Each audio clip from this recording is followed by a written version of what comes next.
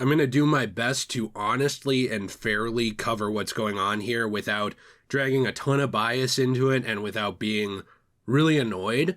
But I did want to talk about the Gotham Knights review scores because they are pretty bad. They're mostly just mid. I think people are talking about this like it's basically the coming of the Antichrist and it's going to ruin and destroy all superhero games. Like, it's just terrible. Across the board, there's nothing that I've seen so far, I'm sure something has popped up since recording this, above like a 7.5 out of 10. IGN, who I think is a joke in general, I gave it a 5. PC Gamer gave it a 49 out of 100. Game Informer a 7.3 out of 10. GameSpot a 4 out of 10. VG247 gave it a 3 out of 5. And Game Rant gave it a 3.5 out of 5. Now, before we talk about this fully, I want to say I don't care about critic reviews very much. I never have. I don't think I ever will. The most I ever care about a critic review is when I watch a movie or play a game and I'm like, oh, I really like that. And I go and look and see what people said and I'm like, oh, that's disappointing. People didn't like this. Well, I still did. And that's about it, you know? So because of that, in the spirit of being transparent here, I wanted to flash some things on the screen, not you yet, but, you know, my career hasn't hit that low, but some things on the screen that I really enjoyed that had bad critical reviews, such as Child's Play 2, Glass, which I think is a really fun movie, but the ending really pissed me off. The Matrix Revolutions. I love this movie. I guess critics didn't like it, and it gets memed on all the time. Pokemon, the first movie. I have so much nostalgia for this movie. It's probably not that good, but I really love it. The Dark Tower. I can't really defend this one because I know everyone hates it. This movie was super fun. I really liked The Dark Tower. I thought Idris Elba did an amazing job. I liked the action a lot. I know it's not the book series. I haven't read it, so maybe that's why I like it, but it was really fun. Transformers.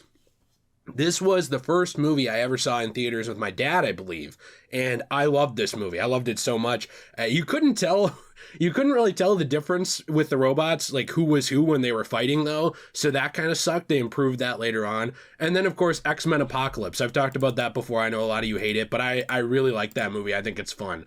Then there's some games I really love that have bad reviews. Dead or Alive Extreme 2, because I'm a horny bastard. That's literally the only reason I like the game. Fallout 76, I think, is super fun. Silent Hill Downpour, it's got a lot of problems, but man, I really like the main character. And the Simpsons game. This one's a sleeper hit. Looks like fans liked it, but my point is critics didn't. Really like that game. If you're a Simpsons fan, check it out. But the point I'm getting at with this is there's all kinds of stuff I love that has bad critical review scores, or that I like that has bad critical review scores. I'm also not going to go out here and try and defend my love of Dead or Alive Extreme 2. It's literally because I think the characters are really hot. Okay, I don't have any shame in that. So, going into Gotham Knights, I don't think these review scores matter in terms of the critics. What matters is what the fans think. I know I'm cosplaying Henry Cavill here with depressed Ben Affleck sitting next to me, but to me, what has always mattered is what do the fans think. And look, if the fans don't like the thing either, but I do, that's still fine. A lot of people hate Fallout 76. They're never willing to go back and give it another shot. I think the game has improved tons since launch. I hated it at launch. I thought it was trash. And now I really, really like it. Lots of people will never go back and check that out. That's fine. They don't have to. You know, like I'm not gonna put a figurative gun to their head to get them to play Fallout 76. It's just I still enjoy it.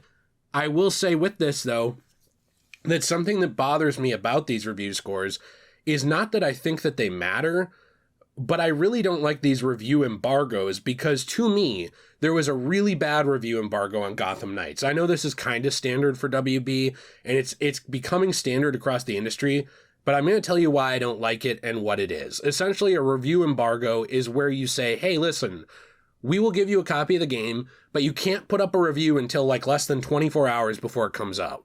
Now, here's why that's dumb to me. Because to me, that says, hey, I'm going to give you the product, but I'm insecure about your actual opinion on it. And I think that it's going to affect sales if too many people's opinion comes out too early ahead of time. Because, of course, people are going to be busy or people are going to be doing blah, blah, blah. You know, like, for example, I know a friend who pre-ordered Gotham Knights from GameStop and he got it the collector's edition and his location didn't even let him cancel because it was within a week of it coming out and it was a more expensive product. They actually would not let him cancel. It was something he had to go through a whole process for, and I guess they can deny you that I don't want to say right, but I guess that refund or cancellation of your purchase, they can deny that at a lot of corporations now too, which is something I didn't really know.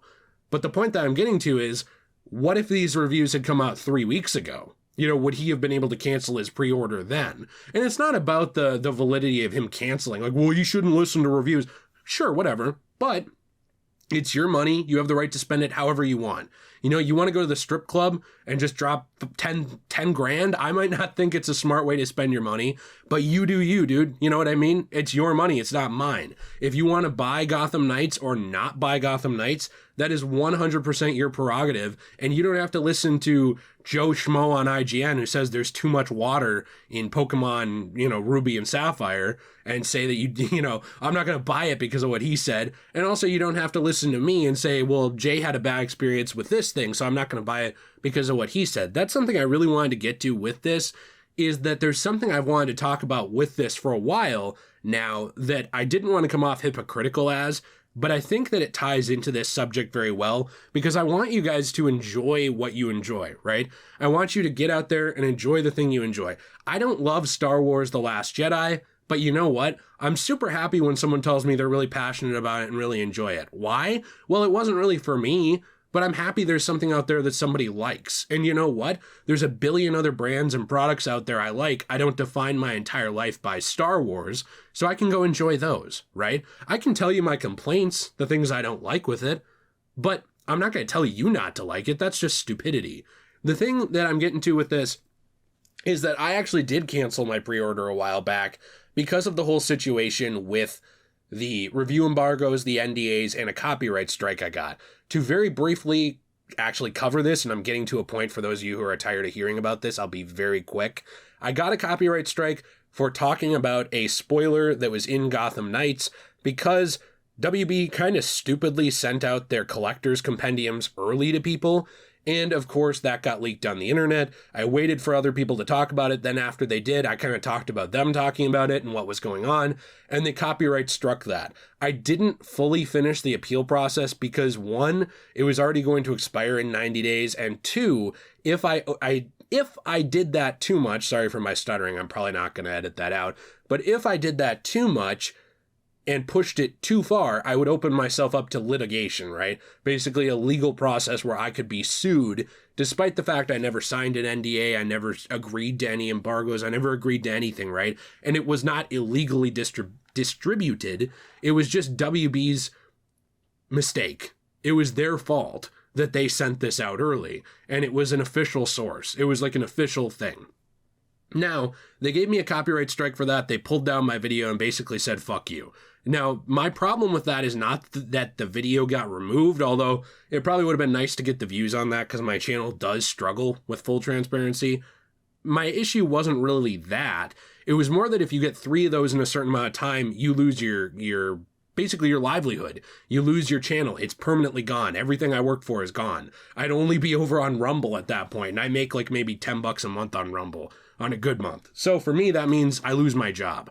So because of that, I was like, you know what? Fuck WB. I don't really want to deal with this, and I don't want to promote their game for free. So I just kind of stopped talking about it for the most part and just didn't promote it anymore. They sent me a bunch of emails, like basically begging me to talk about it. They wanted to give me a review copy. They wanted to send me a code. I just ghosted them. I just didn't even feel like it was worth engaging with them because I didn't want to after that experience. Now, people have blamed me for that. Like, well, you should have known not to talk about that. But the thing is, like, I didn't leak anything. I didn't get this information illegally. I didn't hack the WB mainframe. I think they're getting bent over enough by David Zaslav and everybody, and, everyone's losing their jobs. They don't need me to do it. But I just talked about something that was out in the wild. It would essentially be like if you had 10 newspapers cover everything or cover a situation and you punished all of them because you didn't like that the information got out there. That's my problem with these review embargoes. That's my problem with these NDAs. I think they're all horseshit because what they do is essentially scream, hey, listen, I know our thing is coming out really soon, but I'm really afraid that anything you say will tank our sales and make our game sell worse. When I see that, I know there have been games like Jedi Fallen Order that did the same thing, that came out and had good review scores, but when I see that, to me, that screams insecurity. To me, that screams, I'm afraid of what you think about my thing and that it will hurt our sales. And to me, that in turn also says I'm not confident in the product we put out as a company. So when I see that, it worries me. When I saw this strike, I know a lot of people just saw it as Jay's mad because it happened to him, and there is some validity to that, absolutely, that I wouldn't feel as strongly if it happened to someone else, because I'm me, right? We're all like that. But to me, that also kind of said they were worried that information like that, which I'm not even going to talk about, even though the game is technically playable in some places now, and footage is online all over the place. What that said to me was, we're afraid that anything that could be painted in a slightly negative light will basically ruin our game sales. So because of that, I was already worried about that. That combined with being mad got me to cancel my pre-order. I will say too that I was so mad about it that I think I said a lot of stuff that not that I don't stand by, but that I would not have aired publicly if I wasn't angry. You know, I think I'm pretty good about keeping my emotions in check publicly, in terms of like being fairly reasonable, fairly logical, but also being a human being. But with that one, I got really fucking mad. And I think that I have a reason to be, but I do think I didn't detach myself from that situation in the slightest and spoke on it as someone who is really, really mad. And I'm still annoyed about it, by the way. I'm sure I'll get over it, but it still pisses me off. Mainly not even because of the strike at this point, but because they keep trying to reach out and pimp me out to push their game that apparently got really shitty reviews. Now, at the end of the day, you should be able to play this game if you want to. And that's what I'm getting to, is I know there were some people here who were like, I'm not going to play the game, Jay, because of what they did to your channel, which I appreciate the sentiment behind that, but you should be able to play the game if you're interested in the game. The review scores, my copyright strike, stuff like that, it didn't happen to you. Right? You shouldn't let that ruin it for you. If you want to do something out of principle, that's 100% your right. That's why I canceled my copies pre-order. A little bit of a tongue twister there, Dr. Seuss style. That's why I canceled mine. But then my friend, actually, who is going to be, I will say, on the Let's Play channel very soon. So if you haven't checked out Degenerate Plays, link is in the description down below. Really trying to grow that. He actually bought me the game. Anyway, he said, listen, dude, you know what? I understand that out of principle, you canceled the game. You canceled the pre-order. I get it, but you and Jill are getting copies either way. I'm sending them to your house. This is somebody who was a patron originally, now is a channel member, but is actually a personal friend of mine who I believe will be on the Let's Play channel pretty soon in some stuff, you know, in some guest appearances. And, you know, I think an actual full-on appearance in a Let's Play very soon too. But he said, you know what, you guys have been waiting for this game for years. I understand you don't want your money to go to support the game anymore because you're pissed about what happened. That's fully reasonable. I get it. But I'm getting you guys the game because you've been waiting for it and I want to see content on it. I want to see you guys play it, and it's a Batman thing. So I hope you'll enjoy it. So for me, I didn't want to make a video being like, I'm actually going to play Gotham Knights, because I think that a lot of people would say, like, see this fucking hypocrite, he went and bought it with his own money anyway. It's just like when everyone was like, I'm not going to play Modern Warfare 3. I think that was the one. And then the next day, if you went on Steam or Xbox, it said every single person was online playing Modern Warfare 3, right? So I didn't want to come off like that, but the reason that I wanted to share that here is because I think you should be able to play this game no matter what you've said, no matter what you've thought, no matter the review scores, etc., if you want to. I'm not going to shill for this game and push anyone to buy it like, oh, please, dear God, please, God, let them buy Gotham Knights. Because at the end of the day, I don't have that investment, especially not after the whole strike situation. And to me, that combined with the bad NDAs, combined with the review embargoes and all this stuff, that just comes off to me as a poor look of being insecure and afraid of what people think, which to me does not speak volumes about your confidence in your product.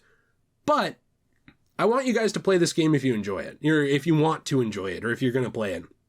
Some people, I think, they thought that I was like taking a stand like, guys, you can't buy Gotham Knights out of principle. I'm not going to buy it out of principle. That's just not really who I am. You know what I mean? Like, I'm not the guy who gets on YouTube and I'm like, I need to know who you're voting for, or like, I need to convince you of this, and if you don't do it, I hate you. It's just not me. It's never been my thing and never will be, I hope. I pray I don't get to that point of like anger and insecurity that I need everyone's thoughts and opinions to conform to mine. That's just not me. So I'm interested to hear what you think about all of this, about the review scores, if you're going to play it or not. I don't know when clearing my throat. I don't know when my content will go up about this game, because I do still want to play it because someone bought it for me. However, I'm not ridiculously excited for it given the circumstances, everything that happened to my channel, how I was treated by WB, these review embargoes, the NDAs, now the scores. Yes, those things all on their own aren't a big deal to me, especially the scores, but I will say that all combined, they just give me like a gross feeling that I just don't really like, that came off as insecurity to me. So I will still make content on this game as I see fit. You know, like, for example, I think that the cosmetics in the game look really cool. So maybe we'll do some top 5s on that, or maybe we'll do some Easter egg videos again. I know a lot of you miss the more Arkham content. I'm never going to go fully back in that direction where, like, this channel is just Arkham or just DC, but I do think I've neglected that a little bit on some things just because of my own, like, want to grow the channel in different ways. So I still want to cover that stuff. I'm interested to see or hear what you think about all this, what you'd like to see from this on the channel. Would you like to see a Let's Play of it, you know, from me on Degenerate Plays? Because I think that eventually we will do that. I just don't know when yet. Let me know what you think in the comments down below. Before we go, please be sure to leave a like and subscribe if you enjoyed this. And also check out enchantedglamour.com. That's my wife's actual business, where she makes really cool stuff, including jewelry, very high quality jewelry, and of course, repurposed comic resin pieces using pieces of comic books that were being thrown out by local stores, thrift shops, etc. Actually putting that in resin, preserving a piece of the history instead of it going in landfill and using it to enhance art. So I really love her stuff that she's doing. Very cool, and it helps support this channel when we can't get any views. So have a fantastic day, and as always, everyone, stay shui.